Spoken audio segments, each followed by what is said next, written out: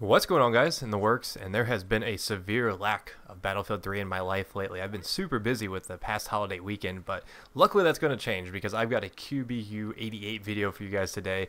I'm playing with a couple other YouTubers. I think Snoov's in this game, and I believe Inception is actually playing with us as well, and we steamroll this team. This is a really quick round of rush, and I was playing kind of the aggressive recon role with the QBU. And I was looking, I was going through all my mastery quest weapons, and I'm working on the sniper rifles right now just to change things up a little bit.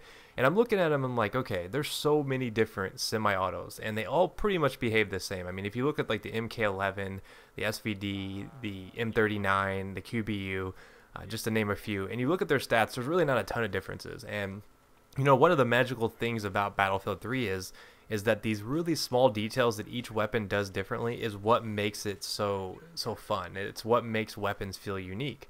And if you look at the QBU in particular, it's actually kind of the middle ground. If you look at like the MK11 and the SVD, they are accurate. I think their accuracy is like 0.00166 repeating or something crazy like that. And that, those fancy numbers probably don't mean a lot to a lot of you guys.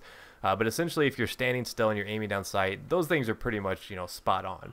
Whereas the QBU, it's a little less accurate than those two weapons. It's a little bit more, there's a little bit more bullet deviation. Whereas then you have the, the M417, which is the most inaccurate of the semi-auto snipers. So there's a lot of middle ground there. I mean, with the QBU, you've got a weapon that is really good on the go.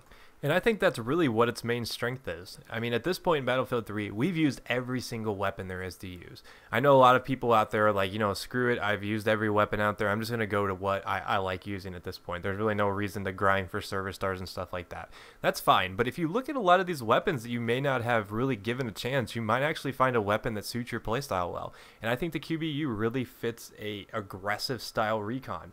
Because it is more of the battle rifle, or like I called it earlier, a designated marksman rifle. But the good thing about it is it's got awesome hip fire. So if you put a laser sight on this thing with a holographic, you're going to do some damage. This thing is going to get work done in close quarters. Because I mean, look at the hip fire there.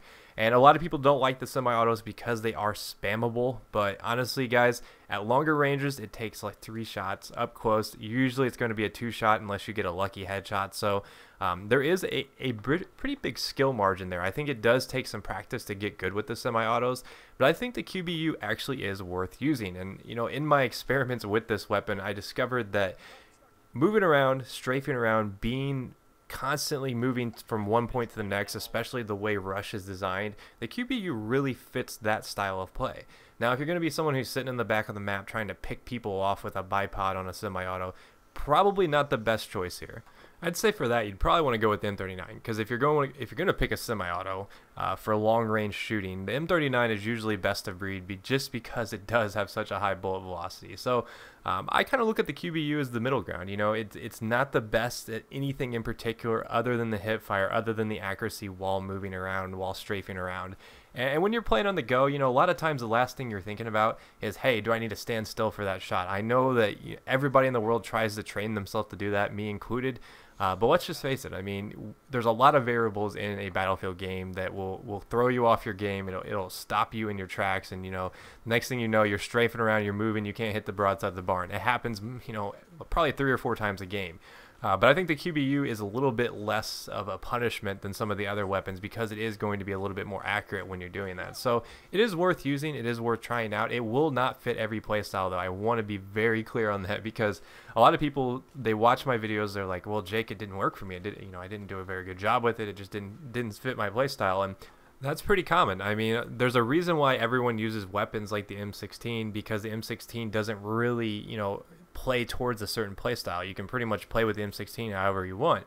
Whereas some of the other weapons that have differences, they have more discrepancies when you're moving. You get different penalties for doing different things. I mean, you really have to sit down and look at the base stats of the weapons to decide, okay, is it good while moving around? Can I get away with doing that? Or am I going to get punished heavily for that? And you'd be surprised which weapons do better in different situations. So Pretty common advice, but it's some stuff that a lot of people overlook. You know, they'll use the QBU once and they'll be like, oh, that sucked, never using it again. But it is worth using if you like the mobile recon style like you see me playing here. So point A to point B, QBU is not too shabby. So this game in particular, though, we were just blowing through these teams. Luckily, I've got some good medics on my team that did keep me revived a couple of times I did die.